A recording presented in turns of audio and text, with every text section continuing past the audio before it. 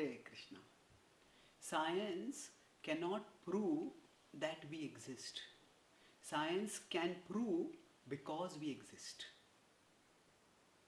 Nowadays, there is ethos where some people start considering science to be omniscient.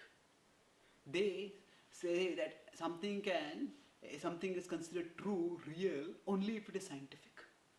And then they asked, can you prove that God exists? Can you prove that soul exists? Now, there are forms of reasoning which point to spiritual realities, such as God or the soul. But we have to understand that science doesn't come first. Scientists come first. It is only because scientists exist that science can be done. So, and what does a scientist mean? A scientist means it's a conscious person. So it is only because consciousness exists that observations can be made. That based on those observations, theories can be postulated. It is based on that actually the whole process of verification and scientific progress can happen. So if Newton had not existed, the fruit would have still fallen, but nobody would have postulated the law of gravity. So science exists because we exist, because we as consciousness exist. Without consciousness as a fundamental reality, there could not have been anything such as science. So when we say that science should prove that we exist, then what are we trying to do? We are actually mixing up the foundation with the superstructure. It is only because consciousness exists that science exists and that anything can be proven. And with all of scientific advancement, because science focuses primarily on giving material explanations for material phenomena, it cannot, what to speak of proving God, it cannot prove that you exist, I exist. It can prove that our brain exists, our heart exists, our body exists.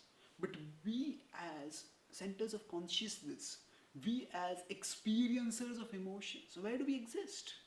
Within the scientific worldview, the whole concept of a locus of consciousness, a seat of awareness, that is considered an illusion.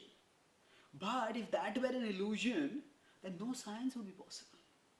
So therefore, actually, rather than considering rather than asking for scientific proof for the existence of the self, we have to see science itself, the very existence of science, as the proof for the existence of the self. So it is because we exist that science exists, and it is not that the self does not exist because science can't prove it. Rather, it is a limitation of science that it only looks for material explanations of material phenomena. Krishna talks about this in the Bhagavad Gita when he talks about those who are fanatically materialistic. The science is a tool for acquiring knowledge, but some materialists, they misappropriate science and make it into a tool for fostering, imposing their own materialistic ideology on people. And Krishna talks about such people. They say, asatyam apratishtamte jagadahuraneshwaram aparaspara sambhutam kimanyat kama haitukam. In 16.8 he says, these people think that there is no higher reality, there is no God, there is no ultimate truth. But what is the result of this worldview? In 16.9 he says, etam drishtim avashtabhya nashtatmano alpabuddhaya prabhavanti ugra karmana kshayaya jagato hitaha. Etam drishtim avashtabhya. Those who accept such a worldview, this vision of materialism, nashtatmano alpabuddhaya. They're actually very less unintelligent. Nashtatmano. They destroy their own souls. They destroy their capacity for understanding their own self. Prabhavanti ugra karmana kshayaya jagato hitaha. This worldview leads to disaster. So rather than demanding that science provide a proof for the existence of the soul, we can turn the question around and ask, how could science exist without the scientist? How could science exist without an observer? And thus, science cannot prove that we exist. It is science can prove because we exist. We put first things first in the quest for knowledge, and then the conscious self will be seen as the foundation of knowledge. Thank you. Hare Krishna.